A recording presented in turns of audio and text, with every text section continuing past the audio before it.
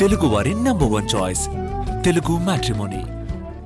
Layer skin hair and laser clinic లో latest టెక్నాలజీతో laser hair removal, anti ageing and hair fall issues కి advance treatments అన్ని ఇక cost గురించి వరి అవ్వాల్సిన అవసరం లేకుండా అందిస్తున్నారు. ఇంకా మీ కాన్ఫిడెన్స్ ని తిరిగి తెచ్చుకోండి. Get your free consultation now.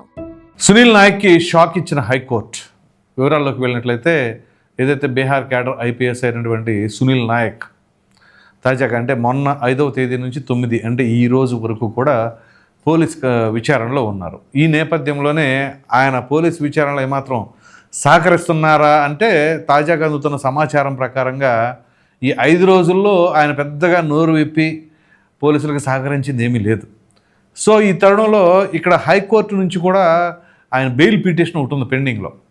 So ఆ బెయిల్ పిటిషన్కి సంబంధించి ఈరోజు ఏం జరగబోతుంది, అరెస్ట్ కాబోతున్నాడా, ఏమవబోతుంది అని చెప్పేసి చాలా ఆసక్తిగా ఎదురు చూస్తూ ఉన్న తరుణంలో హైకోర్టు అయితే సునీల్ నాయక్కి గట్టి షాక్ ఇచ్చిందని చెప్పేసి అనుకోవచ్చు. అదేంటో తెలుసా, యాక్చువల్గా ఈ రోజు వరకు 5 రోజుల పాటు ఉదయం 10 గంటల నుంచి సాయంత్రం 5 గంటల వరకు 7 గంటల పాటు విచారణ.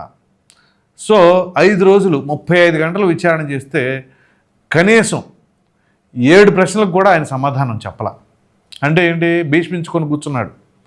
ఏదేమైనా సరే మనం నోరు తెరవకూడదు అని చెప్పేసి. సో వైసీపీ వాళ్ళ స్ట్రాటజీ కూడా అదే కదా. సో మరి ఈయన చేసింది ఏంటి అంటే అదే. ఇక్కడ ఏదైతే ఈ విచారణలో సహకరించలేదు కాబట్టి ఇన్వెస్టిగేటివ్ ఆఫీసర్ అయినటువంటి దామోదర్ కోర్టుకి పిటిషన్ దాఖలు చేశారంటే కొంచెం నాకు కావాలి అండి విచారణ, ఇంకా సమయం కావాలి అని చెప్పేసి అన్నదానికి 12వ తేదీ వరకు, రేపు 12వ తేదీ వరకు ఆయనకి విచారణ పొడిగించడం జరిగింది. సో ఆ బెయిల్ పిటిషన్ కూడా 12వ తేదీకే వాయిదా వేయడం జరిగింది. సో ఇప్పుడు ఈ 3 రోజులు ఏం జరగబోతుంది అనేది కూడా ఇక్కడ చాలా ఆసక్తికరంగా ఉండబోతుంది. అంటే 10, 11, 12 ఈ 3 రోజుల్లో విచారణ చేపడితే మరి ఏమైనా సరే తెరపైకి ఆసక్తికరమైన విషయాలు, వాస్తవాలు ఏమైనా చెప్పబోతున్నారా, లేకపోతే ఈ 5 రోజులు కాదు ఇంకో 3 రోజులు ఇచ్చినా ఆ తర్వాత ఇంకో వారం రోజులు పొడిగిచ్చినా అంతే అంటారా? అప్పుడేం జరుగుతుందో తెలుసా, ఖచ్చితంగా ఆ ముందస్తు బెయిల్ పిటిషన్ కొట్టివేయటం అవుతుంది. అలాగే ఇక పోలీస్ కస్టడీకి ఏమైనా ఇస్తారేమో అని కూడా చాలామంది అభిప్రాయపడుతూ ఉన్నారు. మరి ఈ తరుణంలో సునీల్ నాయక్ యొక్క వ్యవహార శైలి ఏ రకంగా అర్థం చేసుకోవాలి? ఏదైనా చెబితే పై అధికారులు చెప్పారు, పై అధికారులు ఏం చెప్పారు, ఆ సమయంలో ప్రైవేటు వ్యక్తులు ఎవరు వచ్చారు, అలాగే ఈయన ఎస్పీ గారి గదిలో ఉన్నాను అని చెప్పేసి అన్నప్పుడు మరి అక్కడ 3rd డిగ్రీ అనేది జరిగిందా లేదా, జరిగితే మరి ఆ అరుపులు కేకలు రాలేదా, మరి ఏంటి, అసలు అక్కడ ఉన్న డ్రైవర్ని కూడా ఏ రకంగా బయటకు పంపించేశారు, ఇలా చాలా ప్రశ్నలు ఉత్పన్నమవుతూ ఉంటాయి. మరి ఈ సునీల్ నాయక్ అంత ఇదిగా ఎందుకు వ్యవహరిస్తూ ఉన్నారు, లేదంటే రేపు రిటైర్ అయిన తర్వాత ఏమైనా సరే మరలా రాజకీయపరమైన అంశాలు అంటే జగన్మోహన్ రెడ్డి గారు ఆయన గురించి తెలియదేముంది, పోలీస్ అధికారులు లేదు ఎవరైనా సరే తదనంతరం అంటే వాళ్ళ పదవి అనంతరం మరలా ఏదో ఒక పదవి ఇచ్చడం, లేకపోతే ఏదో ఒక అభ్యర్థిగా పోటీ చేయించడం. ఉదాహరణకి అప్పట్లో జేసీ బ్రదర్స్ పైన తొడగొట్టినందుకు గాను గోరంట్ల మాధవ్ సిఐగా ఉన్నాడు, ఆయన చేత రాజీనామా చేయించారు, ఎంపీగా టికెట్ ఇచ్చారు, ఎంపీని చేశారు. సో ఆయన ఎంపీగా ఉండి ఏం చేశారు ఏంటి అంటే అది ప్రత్యేకంగా చెప్పనక్కర్లా. సరే ఇప్పుడు ఏంటి అంటే మాజీ ఎంపీ, అది పరిస్థితి. సో ఆ రకంగా కొంతమంది వ్యక్తులకి ఆయన ప్రోత్సాహకాలు ఇస్తూ ఉంటారు ఇట్లా అభ్యర్థులుగా చేసి. మరి ఆ అభ్యర్థుల జాబితాలో రేపు రాబోయే ఎన్నికల్లో నేను ఇది ఇస్తాను అది ఇస్తానని చెప్పేసి ఓ ప్రక్కన పివి సునీల్కి, మరో ప్రక్కన సునీల్ నాయక్కి ఏమైనా సరే జగన్మోహన్ రెడ్డి గారు ఓపెన్ ఆఫర్లు ఏమైనా ఇచ్చారా? సో ఆ ఓపెన్ ఆఫర్లు ఇచ్చారు కాబట్టి ఇక్కడేమి సహకరించట్లేదా? ఎందుకంటే ఇక్కడ వీళ్ళు నోరు తెరకుండా ఉండాలి అంటే వాళ్ళకి ఏదో ఒకటి ఎరవేయాలి. అది రాజకీయ పరంగానా లేకపోతే డబ్బుల పరంగానా ఏదో ప్రలోభాలు అయితేనే కదా. లేకపోతే ఇప్పుడు జగన్మోహన్ రెడ్డి గారి ప్రభుత్వం లేదు, ఆయన ఆ సమయంలో ఏం జరిగింది అనే విషయాన్ని చెప్పేశారనుకోండి అయిపోతుంది కదా. నీ విధులకి ఆటంకాలు ఉండవు, నీ పైన ఇంకా చర్యలు కూడా పెద్ద తీసుకోవడానికి ఆస్కారం ఉండదు. ఎందుకంటే మీరు ఒక విధంగా చెప్పాలంటే కన్ఫెషన్ స్టేట్మెంట్ ఇచ్చారనుకోండి, క్లియర్. సో ఎంతో కొంత సానుకూలంగా ప్రభుత్వం కూడా వ్యవహరిస్తుంది. కానీ ఇక్కడ భీష్మించుకొని కూర్చొని వీళ్ళు ఎన్ని ప్రశ్నలు అడిగినా నా తీరు ఇంతే, నా వ్యవహార శైలి అంతే, నేను నోరు తెరవను చెప్పను, లేకపోతే అప్పుడప్పుడు కొన్ని గుటకలు మింగుతూ ఉంటాం. ఏది డాక్టర్ ప్రభావతి కానీ లేకపోతే విజయపాల్ కానీ వాళ్ళు మాట్లాడినప్పుడు వాళ్ళు ఇచ్చిన స్టేట్మెంట్స్ అవన్నీ కనుక ఈయన ముందు పెట్టినప్పుడు ఇంకేం చెప్తారు సమాధానం? బిక్కమొహం వేయటమే కదా. సో ఆ రకంగా ఇక్కడ సునీల్ నాయక్ గత 5 రోజులుగా 7 గంటల పాటు రోజుకి విచారించినా కానీ పెద్దగా నోరు మెప్పిన దాఖలాలు ఏం కనిపించట్లా. సో అందుగురించే ఎస్పీ దామోదరం గారు మంచి ఎఫిషియెంట్ ఆఫీసర్, తెలియదేం కాదు కదా. సో ఆయన మరలా ఒక 3 days ఎక్స్టెన్షన్ అడగడంతో హైకోర్టు సమ్మతి తెలపటం, ఈ బెయిల్ పిటిషన్ అనేది రేపు 12వ తేదీ వరకు కూడా వాయిదా వేయటం దేనికి సంకేతం. సో ఈ నేపథ్యంలోనే మరి ఈయన విచారణకి వెళ్తున్నారు, వస్తున్నారు. ఈ మధ్యలో ఏమైనా సరే ఎవరితో అయినా మంత్రాలు జరుపుతున్నారా? ఇదిగో ఏమేమి అడిగారంటే ఇది అడిగారు. సరే ఏదేమైనా సరే ఎన్ని అడిగినా ఏం చేసినా కానీ నువ్వు మాత్రం నోరెప్పొద్దు లేదా చెప్పొద్దు అని చెప్పేసి సూచనలు సలహాలు ఎవరైనా ఇస్తున్నారా? చూడండి, ఒక ఐపీఎస్ రేంజ్ అధికారి ఇవాళ నిందితుడి జాబితాలో చేరి ఆ రకంగా పోలీసు విచారణ ఎదుర్కొంటున్నారు అంటే ఇంతకంటే దౌర్భాగ్యం, సిగ్గుచేటు ఇంకేదైనా ఉంటుందా? సాధారణంగా వాళ్ళపైన ఏదైనా ఆరోపణ వస్తేనే పెద్ద తలవంపులు తెచ్చుకున్నట్లుగా భావిస్తారు. మరి అటువంటిది తీసుకెళ్ళి విచారణ చేస్తున్నారు. అక్కడ బెయిల్ కోసం కోర్టులకు తిరగాల్సిన పరిస్థితి. సో ఒక ఐపీఎస్ కావాలి అంటే ఆషామాషి వ్యవహారమా? ఎంత దీక్ష చేయాలి, ఎంత పట్టుదల ఉండాలి, ఎంత ఇంటెలిజెన్స్ ఉండాలి, అవన్నీ ఉంటేనే ఒక ఐపీఎస్ రేంజ్ అధికారి అయ్యేది.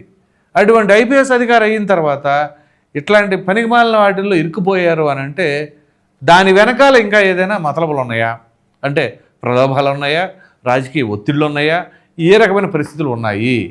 ఓ ప్రక్కన పివి సునీల్ కుమార్ ఆయన అంతే, ఆయన అప్పుడు సిఐడి చీఫ్గా ఉన్నారు. మరి ఆయన ప్రతిదానికి ఆదేశాలు జారీ చేశారా? మరి ఆయన ఆ రకంగా ఆదేశాలు జారీ చేశారంటే ఇదంతా కూడా రాజకీయ కోణంలోనే జరిగినట్లుగా అర్థం చేసుకోవాలి కదా. ఓ పక్కన రఘురామకృష్ణరాజు గారు జన్మదిన వేడుకలు చేసుకుంటున్నా కానీ వితౌట్ ఎనీ నోటీసెస్ ఆయన ఏ రకంగా లిఫ్ట్ చేశారండి అక్కడ నుంచి తీసుకువెళ్ళటం. మరలా అక్కడ కూడా ఒక విధంగా చెప్పాలి అంటే భౌతికంగా ఆయన లేకుండా చేయాలి అనే ప్రయత్నం జరిగింది అని చెప్పేసి ఘంటాపథంగా అని చెప్తున్నారు. చివరికి దానికి సంబంధించి ముందుగానే కార్డియాలజిస్ట్ని అరేంజ్ చేయటం, అక్కడ చూస్తే ఫేక్ రిపోర్ట్ తయారు చేయటం, చివరికి సికింద్రాబాద్ మిలిటరీ హాస్పిటల్లో జాయిన్ చేస్తే కానీ అది కూడా కోర్టు ఆదేశాల మేరకు అసలు రంగు బయటపడింది. అప్పుడు దాకా మన ఇష్టం అందరినీ, అటు హాస్పిటల్లో డాక్టర్స్ని, ఇక్కడ వ్యవస్థలని, అక్కడ ప్రైవేటు వ్యక్తులతో సహా రాత్రుల పూట వచ్చారు అని అంటే అసలు ఏం జరుగుతుంది? అక్కడ అధికారంలో వైసీపీ అధికారంలో ఉండగా పోలీసులే ఉన్నారా? పోలీసులతో పాటు బయట ప్రైవేటు వ్యక్తులు కూడా దానిలో భాగస్తులా? ఎవరైనా ప్రైవేటు వ్యక్తికి ఏం పని అండి? పైగా అక్కడ లోపలికి తీసుకెళ్ళింది ఏమైనా సాదాసీదా వ్యక్తినా? ఒక ఎంపీ సాక్షాత్తు. ఆ ఎంపీ మీదే ఆ రకంగా చేశారు అంటే ఇక సామాన్యుడిని ఏం చేస్తారు? ఏమన్నా దిక్కు దివానం ఏమన్నా ఉంటుందా సామాన్యుడికైతే? పొరపాటులు కూడా ఉండదు. అందుగురించే కదా ప్రజలు ముక్తకంఠంతో, ఏకకంఠంతో మాకు ఈ ప్రభుత్వం వద్దు, మాకు అసలు ఈ పార్టీ అధికారంలో ఉండకూడదు అని చెప్పేసి అందరూ గంప గుర్తుగా ఓ పక్క వచ్చేసారు. సో ఇప్పటికీ వాళ్ళ యొక్క వ్యవహార శైలి మరలా 2029లో అధికారంలోకి వస్తుంది. ఎందుకు? ఇలా ఎంపీలుగా లేకపోతే కొంచెం హై ప్రొఫైల్ క్యాండిడేట్స్ లేదు, లో ప్రొఫైల్ క్యాండిడేట్స్ లేదు, సామాన్యులు లేరు, వృద్ధులు ఉండరు. రంగనాయకమ్మ గారు ఆవిడ వృద్ధ మహిళ, ఆవిడకి ఎన్ని ఇబ్బందులు పెట్టేసి ఆవిడని ఎంత టార్చర్ చేశారు మానసికంగా. సో అలాంటివన్నీ కూడా గుర్తు చేసుకుంటే ప్రజలు అందు గురించే ఏ ఒక్కటి మర్చిపోవాలా. అక్కడ పోలీసులుగా ఉన్నవాళ్ళు కానీ ప్రైవేటు వ్యక్తులు కానీ, ఆ తురగా కిషోర్ ఎవరు ప్రైవేటు వ్యక్తి కాదా? ఏకంగా మాజీ ఎంపీలపైనే దాడులకు పాల్పడతాం. సో ఇట్లాంటివన్నీ చూసిపోతూ ఉంటే ఇంకా ప్రజలు ఏమని అర్థం చేసుకుంటారు? ప్రజాస్వామ్యబద్ధంగా నడిచిందా అప్పుడు ప్రభుత్వం, లేకపోతే ప్రజల్ని వేయించుకు తిన్నారా అని చెప్పేసి ఒకటా రెండో ఎన్నో ఒక్కొక్కళ్ళు ఇవన్నీ కూడా ఆ పార్టీకి సంబంధించిన వాళ్ళు, వాళ్ళ సింపథైజర్స్ మాత్రం అవన్నీ మర్చిపోతారు. మేము బ్రహ్మాండంగా చేసాం, మా అన్న బటన్ నొక్కాడు, ఇదే చెబుతారు కానీ ఎంతమందిని వాయి కొట్టాడు అనేది మాత్రం చెప్పరు. బాధితులు ఎంతమంది ఉన్నారు, ఎంతమందికి శిరోమండనం చేయించారు, ఇంకొంతమంది హత్యగావించబడ్డారు, ఇంకొంతమంది ఆ పిచ్చి మందు తాగి అనారోగ్యాలు పాలైపోయారు. ఇదంతా ఎవరి హయాంలో జరిగింది? జగన్మోహన్ రెడ్డి గారి హయాంలో కదా. ఇవన్నీ కళ్ళు మూసుకుపోయిన కొంతమంది ఏదో చెబుతూ ఉంటారు. సో మొత్తం మీద ఇప్పుడు అక్కడ ఐపీఎస్ అధికారులు కాదు, ఐఏఎస్ అధికారులు కాదు, చూసారుగా ధనంజయ రెడ్డి పరిగెత్తా ఉన్నాడు. అక్కడ వచ్చేసి ఈడీ విచారణకు వచ్చేసి పరిగెత్తుకుంటూ వెళ్ళి ఆటో ఎక్కేస్తున్నాడు. ఆ పరిస్థితులు వచ్చినాయి. ఐపీఎస్ అధికారి ఇప్పుడు పోలీసు విచారణలో ఉన్నాడు. డాక్టర్ ఏమో ఆవిడ సస్పెండ్ అయ్యి ఆవిడ ఉన్నారు. సో ఇట్లాంటి దుస్థితి ఏ ప్రభుత్వంలో ఇంతమంది గంప గుర్తుగా బలైపోయింది ఉందా? అది ఒక వైసీపీ హయాంలో ఆ రకంగా జరిగింది. సో ఇప్పుడు మొత్తానికి చెప్పుకోవాల్సి వస్తే హైకోర్టు అయితే ఇంకో 3 రోజులు విచారణ పొడిగించండి అని చెప్పేసి ఎస్పీ దామోదర్ గారి కోరిక మేరకు ఎక్స్టెన్షన్ చేయడం జరిగింది. సో ఆయన అభ్యర్థన మేరకు ఆ రకంగా జరుగుతుంది. పైగా ఆ బెయిల్ పిటిషన్ అనేది 12వ తేదీన చూద్దాం అన్నారు. మరి చూద్దాం ఏం జరగబోతుంది. ఆ బెయిల్ పిటిషన్ అప్పుడు రద్దు అయ్యి ఒకవేళ అరెస్ట్ కాబోతారా, ఏం జరగబోతున్నారో అని మీ అభిప్రాయాన్ని కామెంట్లో ఖచ్చితంగా తెలియజేయండి. Thank you.